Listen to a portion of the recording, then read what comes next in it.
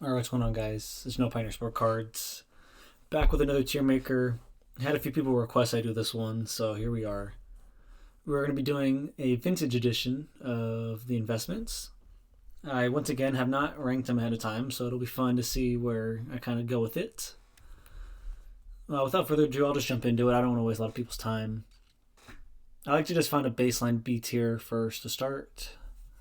And before I start, I guess I should say the cards on the bottom. We have Kimi Räikkönen, Michael Schumacher, Juan Manuel Fangio, Mario Andretti, Alan Prost, Ayrton Senna, Nikki Lauda, Bruce McLaren, Jim Clark, and Jackie Stewart.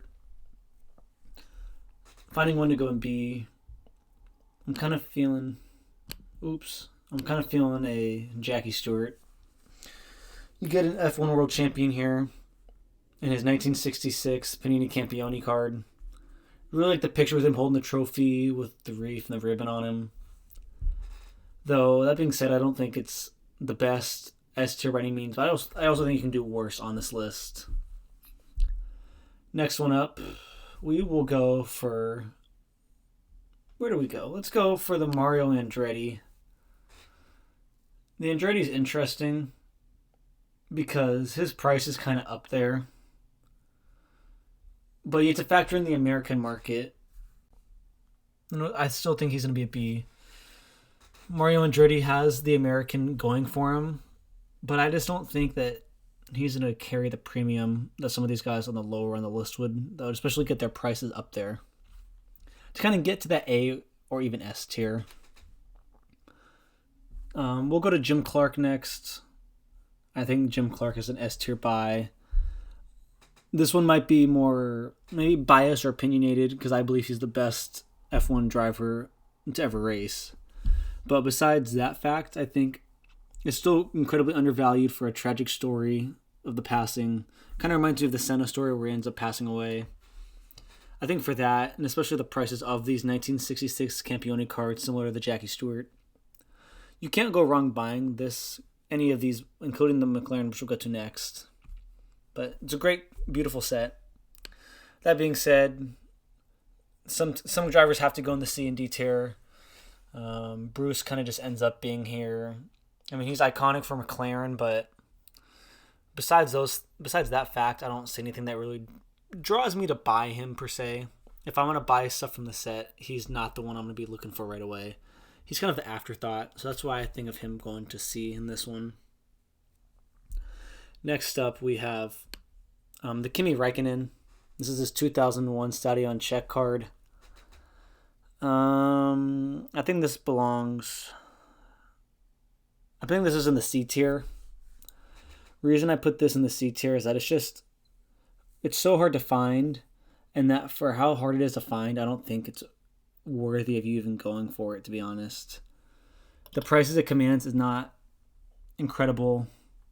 Kimi, while he is a world champion, I don't know how well it's going to end up relating to his prices in the future. Most people don't even know this card exists, so it's hard to move in the first place. Next up, I'm going to go for the Fangio here. The Fangio, there's two different thought processes I have with this Fangio. One is that it's the oldest card here, so it's going to be hard to find, you would think. But the thing is with this Kane product is it's not that hard to find. You can find the product all over, especially if you're in the UK. You can find it all over the place. Was for 1954 printed pretty heavily, all things considered. Not that hard to find. I think it's a B tier. I think it's just a step below. Ooh, I don't know actually. Yeah, I would rather have the Andretti. I don't know if the Jackie Stewart, it's kind of right on that border of the Jackie Stewart. This has the cool factor going for the age for sure. But I'm not sure exactly that's where I want to go with it. Next up, I'm going to go Alan Prost. I think Prost firmly cements himself in the S tier as being the best vintage card to buy. His prices in comparison to Senna are ridiculously way too low for his output over his career. Senna's his card down here, his 1984, goes for thousands. This Prost you can pick up for under $100. Makes no sense to me why He's so, like, as a ratio, just so much lower than Senna. Senna has a tragic backstory, which I understand, but it's just hard for me to see why you wouldn't want to buy Prost. But I'll jump to Senna next. Senna goes in A tier. I don't want to put him quite in the S tier because the floor to get into a Senna is extremely high in the thousands of dollars. If you're going for long term, I think it's very, very safe as one of the established GOATs, if you will, of F1. I like my upside higher with Prost and Jim Clark for a return to try to double or triple. But Senna is just that steady long haul that I could see gradually going up a lot. Next one I have is the Nikki Lauda. He goes up in the S tier as well. The reason why I put Lauda in the S tier is that this card is, sorry for this, but so damn hard to find. This card, you can't find it anywhere. It's a pop 3 at PSA. Just good luck trying to find this card of the world champion. That's why I like it. I like this one specifically for how rare it is. And then if you're able to find some, I think you'll do really good on your returns on investments because you just can't find it and people are willing to pay a lot to get a Lauda for their vintage F1 collection. Last but not least, we have the 1992 Grid Michael Schumacher. This one, I don't know how people are going to feel. I think, and I'm going to clarify this by saying I think they're all pretty good buys. But if you're making me rank these, all of them, I would rather have all the cards over the Schumacher.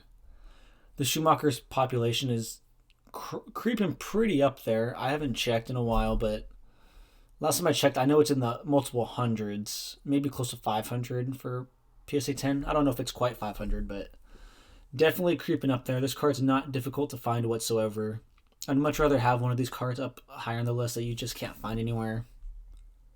I have nothing wrong with the Schumacher. I think it's funny how I think it's a D tier, but I think it's the best intro card to get if you're going to try to jump in to vintage F1. Not that hard to find. It's of a big time 7-time champ name. Can't really beat it. All the guys above him are going to be slightly more niche. I think your returns will be higher, even though they're niche. But yeah, I hope you guys enjoyed looking at this tier list. It was fun to make. I don't know if I'm going to make another one of these because I don't really have ideas of what I could go for. If you have any ideas for what I should do for another tier list of cards, if you want to see one, feel free to drop it in the comments. Appreciate all the support on the channel. It means the world. Feel free to go give me a follow on Instagram. That'll be Pioneer Sport Cards.